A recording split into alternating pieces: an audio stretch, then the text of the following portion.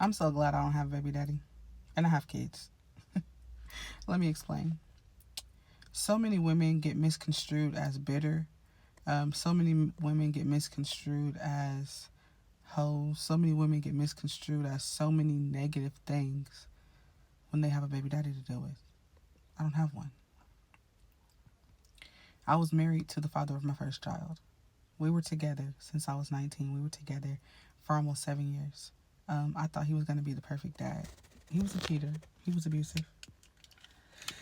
But we were taking care of my nephew together, and he was really good with all my other nephews and nieces. And also, just the type of love that he showed me when he wasn't being abusive, I thought he was going to be a good dad, right? I never got to see, though. Because when our baby was 4 months old, um, we got separated. And while we were separated, he came back and tried to kill me. So I got a restraining order. Went to a domestic violence shelter. He has not saw our daughter since she was a few months old. She just turned 7. I have 3 more kids. I had my younger 3 with my boyfriend that I started dating when I left my ex-husband. And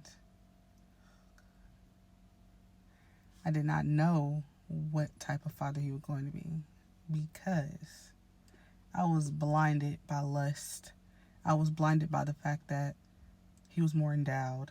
I was blinded by the fact that I had only been with one man in my whole life, and now this new man, he had so much adventures. He was just so different in ways that I never had until he started to put his hands on me again. Just like my just like my ex-husband. So I went from thinking that oh my gosh, I just got saved to, wow, we're back here. And I found out after I was already pregnant by him that he had another woman that was pregnant before me. So I found out that I was his side piece that he moved in with. I found out all these other things, and I hated my life and I wanted out. Before I even had our first child, I wanted out. But I attempted to kick him out of my house, and he flipped. Worse than I ever saw him flip before. And after that, every time he got mad at me, he pulled his gun out on me. So I was kind of like a hostage in my own house for 3.5 years. I was pregnant every single year. So I had 4 kids within 4 years. 1 with my ex-husband, 3 with my ex-boyfriend. I got my jaw broken and my ribs broken in 3 years by the same man. So I don't have a baby daddy. The reason why I say that is because I wound up moving my kids out of town when my oldest was 3. And then I had a 2-year-old, a 1-year-old, and a 2-month-old. I moved my kids out of town almost 4 years ago. Did everything I needed to do legally to remove their fathers from even having a chance to try and do anything with them. And I don't have to deal with it. So, yeah, they've reached out. Yeah, their family has reached out. Yeah, people try to call you bitter. People try to say, just because your relationship didn't work don't mean you got to keep him away from the kids. But it's bigger than that.